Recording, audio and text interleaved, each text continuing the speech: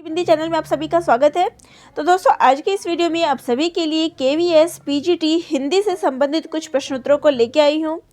तो इसमें से कुछ प्रश्न तो ऐसे हैं जो कि प्रीवियस ईयर में आ चुके हैं, तो आप सभी के लिए ये सारे प्रश्न इम्पॉर्टेंट है, क्योंकि देखिए पिछले साल के प्रश्न पत्र जो है करने ज़रूरी होते हैं ताकि एक प्रश्नों का भी आइडिया लग जाए। और दूसरी बात ये होती है कि पिछले वर्ष के जो प्रश्न पत्र होते हैं वो रिपीट भी होते हैं कई बारी, और एक पैटर्न भी पता चलता है। तो प्रीवियस ईयर के पेपर करना बहुत ज़रूरी है। तो आप हिंदी साहित्य से संबंधित कोई भी परीक्षा की तैयारी कर रहे हो, यहाँ मैं PGT की ही बात नहीं करूँगी, तो कोई भी परीक्षा की तैयारी कर रहे हो सबके लिए इम्पोर्टेंट है सारे ही क्वेश्चंस, तो इनको ज़रूर देखिएगा। तो चलिए सबसे पहला प्रश्न करते हैं। निम्न में से हिंदी साहित्य का अतीत किसने लिखा है? तो हिंदी साहित्य का अतीत लिखने वाले हैं आचार्य विश्वनाथ प्रसाद मिश्र, और ये प्रश्न जो है KVS PGT हिंदी में 2009 में ये प्रश्न पत्र आ चुका है। अगला है, आदिकाल को प्रारंभिक काल नाम किसने दिया? तो प्रारंभिक काल नाम देने वाले हैं मिश्र बंधु। अगला प्रश्न है, निम्न में से कौन शिलांकृत कृति है? तो वो है राउरवेल। अगला है, शालिभद्र सूरी की रचना का नाम क्या है? तो उनकी रचना का नाम है भरतेश्वर बाहुबली रास। यहाँ पे भरतेश्वर है, ये भरतेश्वर आएगा। अगला है, अमीर खुसरो किस नाम से जाने जाते थे? इनको तो तूतिये हिंद जो है कहा जाता है। अगला प्रश्न है, आदिकाल को बीजवपन काल का नाम किसने दिया है? तो बीजवपन काल नाम देने वाले हैं आचार्य महावीर प्रसाद द्विवेदी जी।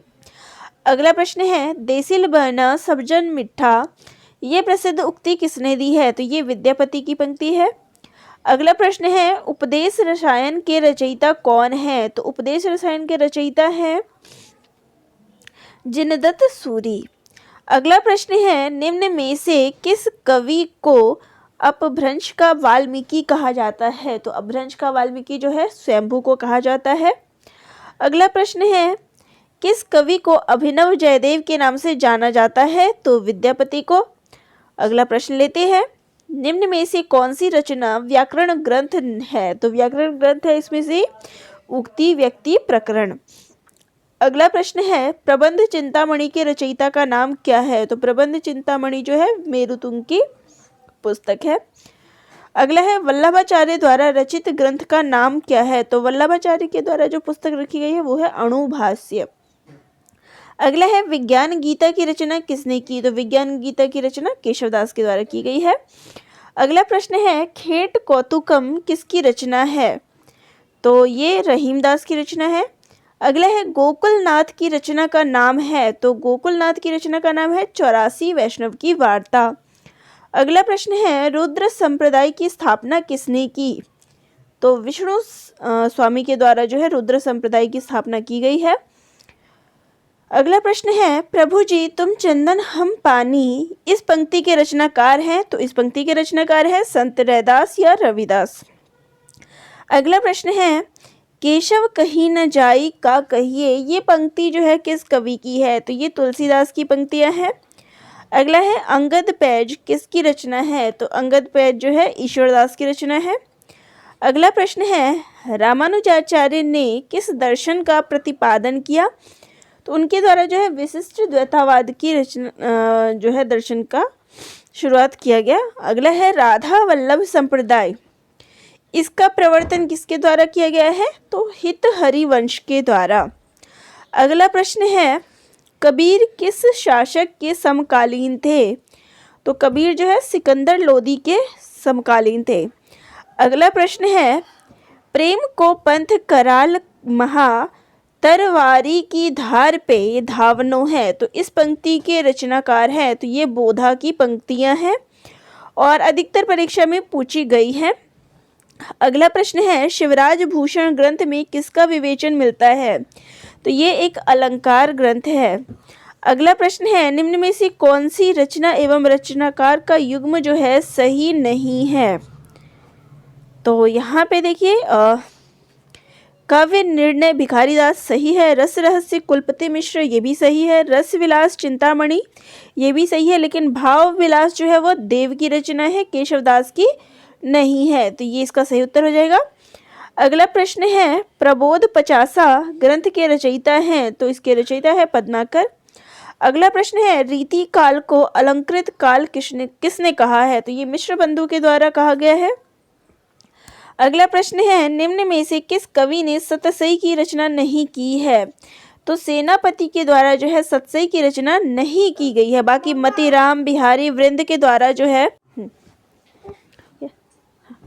वृंद के द्वारा ये सारे जो है सतसई की रचना करने वाले हैं। अगला प्रश्न है धन्य भारत भूमि सब रत्ननी की उपजावनी, तो इस पंक्ति के लेखक हैं तो ये बद्री नारायण चौधरी प्रेमघन की रचना है। अगला प्रश्न है भारतेंदु ने यात्रा वृत्तांत संबंधी कौन सी रचना लिखी है? तो उनका यात्रा वृत्तांत संबंधी है सरयू पार की यात्रा। अगला है तदीय समाज की स्थापना जो है किसके द्वारा की गई है? तो भारतेंदु हरिश्चंद्र के द्वारा।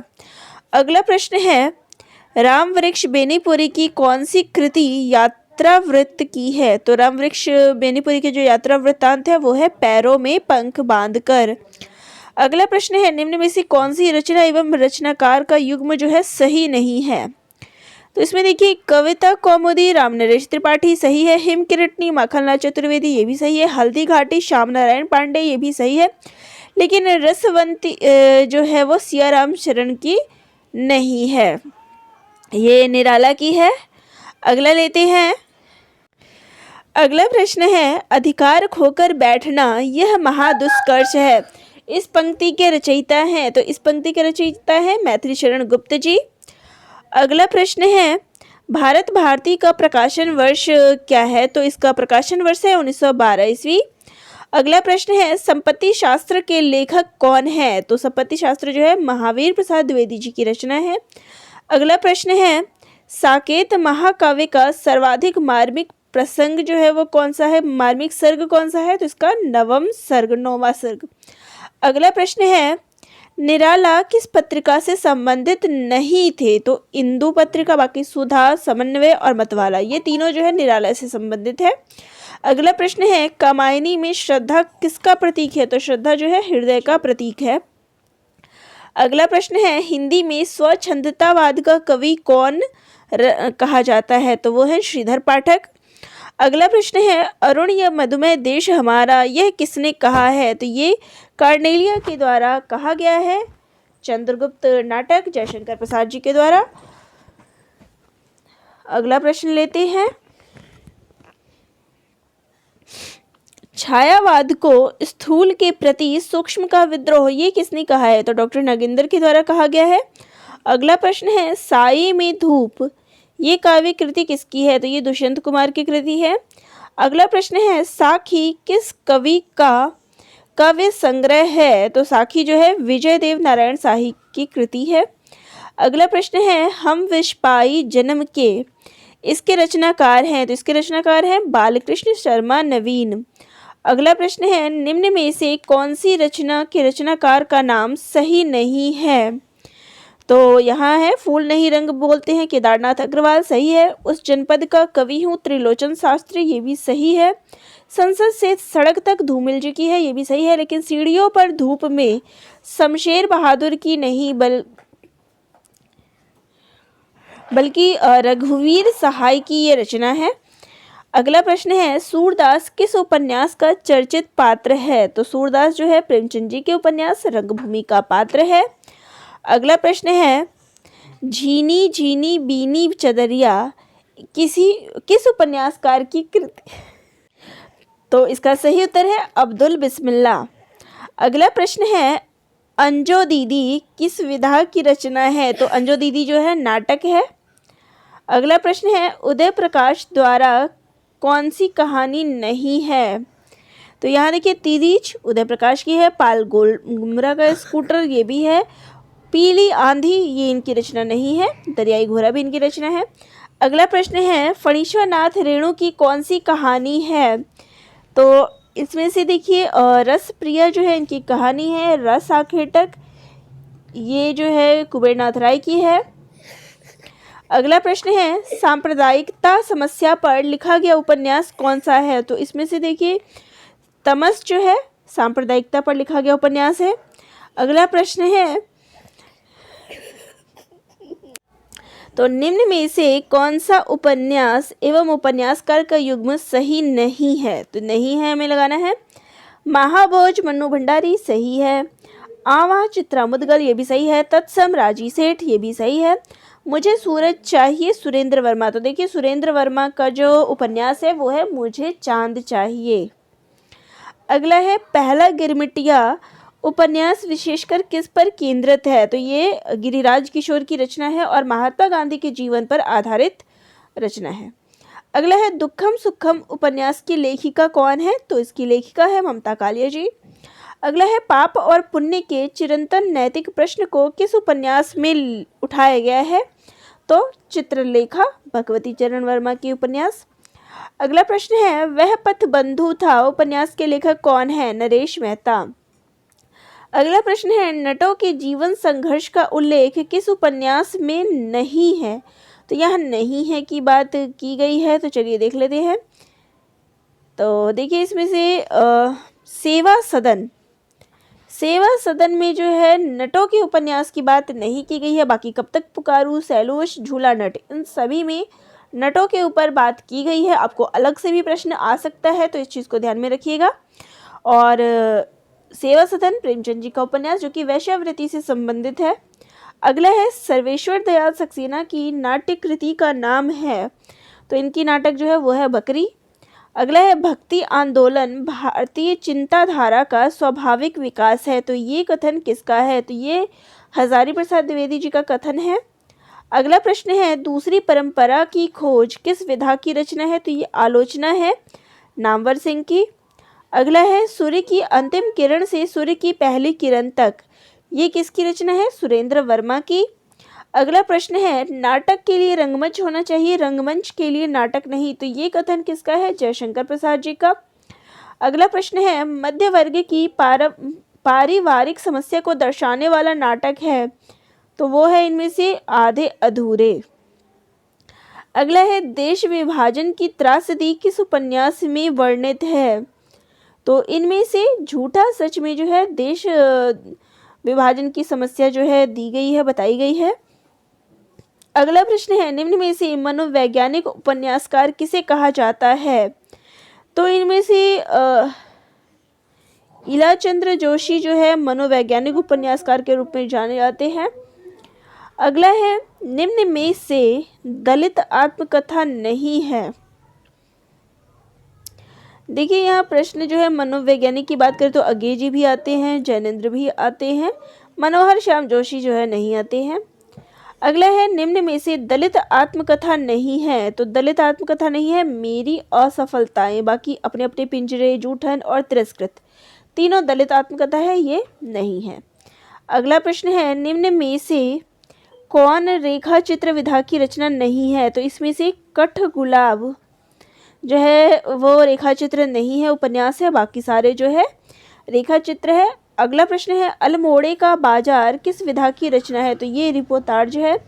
अगला प्रश्न है अर्ध कथानक किस विधा की रचना है? तो ये बनारसी दास जैन की आत्मकथा है।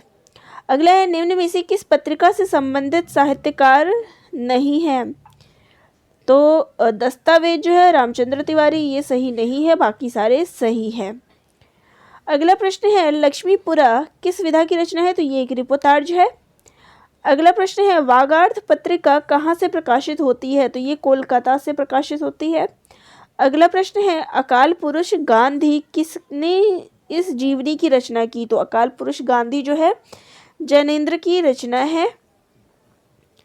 अगला प्रश्न लेते हैं निम्नलिखित में से द्वंद्व समास जो है वो बताना है। तो देखिए द्वंद्व समास बीच में यहाँ पे आप देख सकते हैं, तो ये पाप और पुण्य जो है जिसमें और शब्द प्रयुक्त होता हो, दही वड़ा यानी दही और वड़ा, तो इसी प्रकार से पाप और पुण्य ये द्वंद्व समास में आएगा। अगला है निम्न में से कौन वार्णिक छंद है? तो वार्णिक छंद है सवैया। अगला है परमानंद शब्द में कौन सा समास है? तो कर्मधारय। अगला है विभत्स रस का स्थायी भाव क्या है? तो विभत्स रस का स्थायी भाव है जुगुप्सा। अगला है निम्न में से कौन अर्थालंकार है?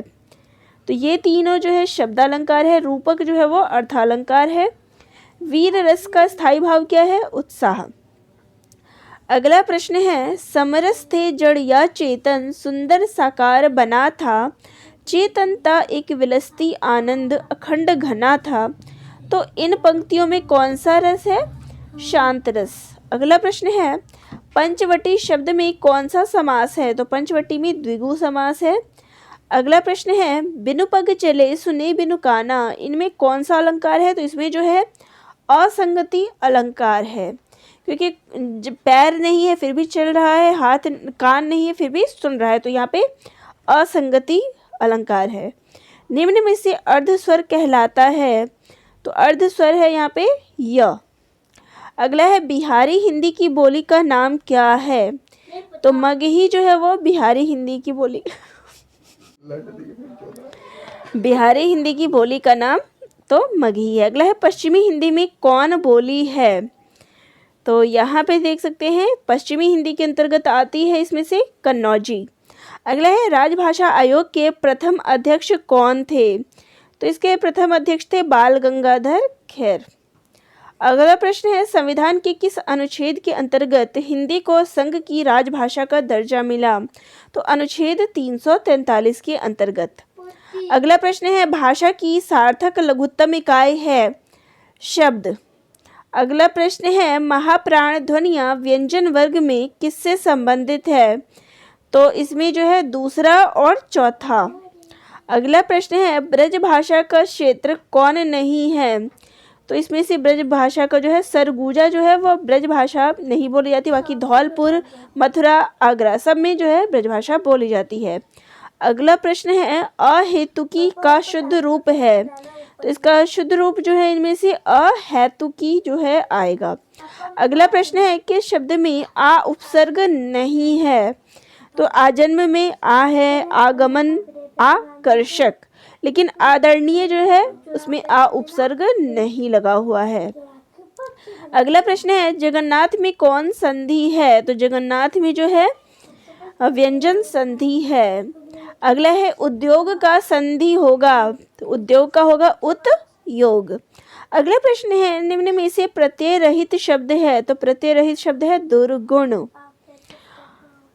और यहाँ देखिए निये, भिक्षुक, कर्तव्य तो सब में लगा हुआ है, लेकिन दुर्गुण में कोई प्रत्यय नहीं है। आगे प्रश्न है, अथवा व्याकरण की दृष्टि से है? तो अथवा जो है वो अव्यय शब्द है।